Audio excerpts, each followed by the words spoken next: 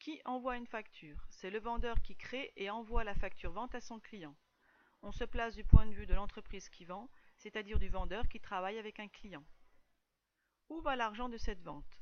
Celui-ci va dans la banque de l'entreprise qui vend, c'est un flux entrant pour le vendeur. D'où vient l'argent? Celui-ci vient d'une vente de produits finis qui sort de l'entreprise vers le client. Quel est l'impact de cette opération sur le compte de résultat du vendeur? Les ventes de produits finis augmentent et le bénéfice du vendeur augmente. Quel est l'impact de cette opération sur le bilan du vendeur? Les disponibilités en banque à l'actif augmentent.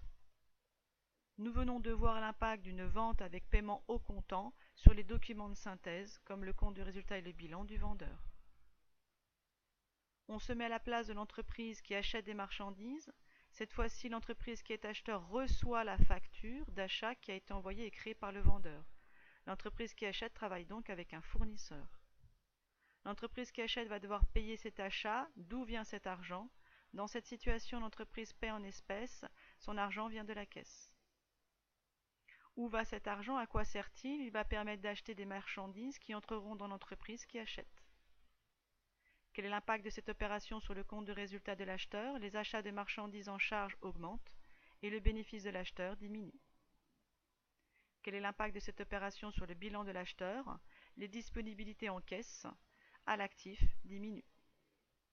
Nous venons de voir l'impact d'un achat avec paiement au comptant sur les documents de synthèse comme le compte de résultat et le bilan de l'acheteur. Le 5 mars, il y a l'envoi d'une facture. C'est le vendeur qui envoie la facture, c'est donc une facture vente et l'entreprise qui vend travaille avec un client. D'où vient l'argent? Il provient d'une vente de produits finis, c'est un flux sortant de produits finis pour le vendeur. Où va l'argent de cette vente? Le client ne paie pas de suite. L'entreprise qui vend possède donc une créance sur son client, c'est un flux entrant d'une créance pour le vendeur. Quel est l'impact de cette opération sur le compte de résultat du vendeur? Les ventes de produits finis augmentent et le bénéfice du vendeur augmente. Quel est l'impact de cette opération sur le bilan du vendeur? La valeur des créances à l'actif que le vendeur possède sur ses clients augmente. Nous venons de voir l'impact d'une vente avec paiement à crédit sur les documents de synthèse comme le compte de résultat et le bilan. Règlement de la créance du 5 mars à 30 jours fin de mois. À partir du 5 mars, on ajoute 30 jours, on arrive le 5 avril, puis on va à la fin du mois d'avril, soit le 30 avril. Le client règle donc sa créance le 30 avril. Où va l'argent du règlement de cette créance? Il va en banque, c'est un flux entrant pour le vendeur. D'où vient l'argent de cette créance? Le vendeur va devoir annuler la créance, c'est un flux sortant pour le vendeur qui précise au client l'annulation de la créance. Quel est l'impact de cette opération sur le compte de résultat du vendeur? Dans cette opération, il n'y a aucun mouvement de charge, c'est-à-dire aucun achat de biens et services consommés rapidement, ni de vente. Le montant du bénéfice ne change pas. Quel est l'impact de cette opération sur le bilan du vendeur? La valeur des créances à l'actif que le vendeur possède sur ses clients diminue et les disponibilités augmentent.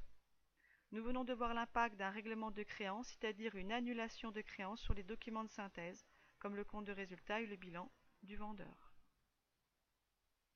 Le 15 avril, il y a réception d'une facture, c'est donc l'acheteur qui reçoit la facture, c'est donc une facture d'achat, et l'entreprise qui achète travaille avec un fournisseur. Où va l'argent? À quoi sert-il? Il va permettre d'acheter des matières premières qui rentreront dans l'entreprise qui achète. D'où vient l'argent?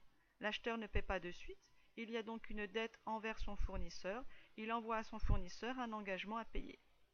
Quel est l'impact de cette opération sur le compte de résultat de l'acheteur? Les achats de matières premières en charge augmentent et le bilan de l'acheteur diminue. Quel est l'impact de cette opération sur le bilan de l'acheteur? Les dettes fournisseurs au passif augmentent. Nous venons de voir l'impact d'un achat avec paiement à crédit sur les documents de synthèse, comme le compte de résultat et le bilan de l'acheteur. Règlement de la dette du 15 avril en début de mois suivant. L'acheteur règle donc son fournisseur le 1er mai. D'où vient l'argent de l'acheteur? De sa banque vers le fournisseur. C'est un flux sortant pour l'acheteur. Où va l'argent de l'acheteur? À quoi va servir cet argent? Il va servir à annuler une dette, c'est donc un flux entrant pour l'acheteur car le fournisseur lui renvoie sa dette annulée. Quel est l'impact de cette opération sur le compte de résultat de l'acheteur? Dans cette opération, il n'y a aucun mouvement de charge, c'est-à-dire aucun achat de biens et services consommés rapidement, ni de vente. Le montant du bénéfice ne change pas. Quel est l'impact de cette opération sur le bilan de l'acheteur? Les disponibilités à l'actif diminuent et les dettes fournisseurs au passif diminuent. Nous venons de voir l'impact d'un règlement de dette, c'est-à-dire d'une annulation de dette sur les documents de synthèse comme le compte de résultat et le bilan de l'acheteur.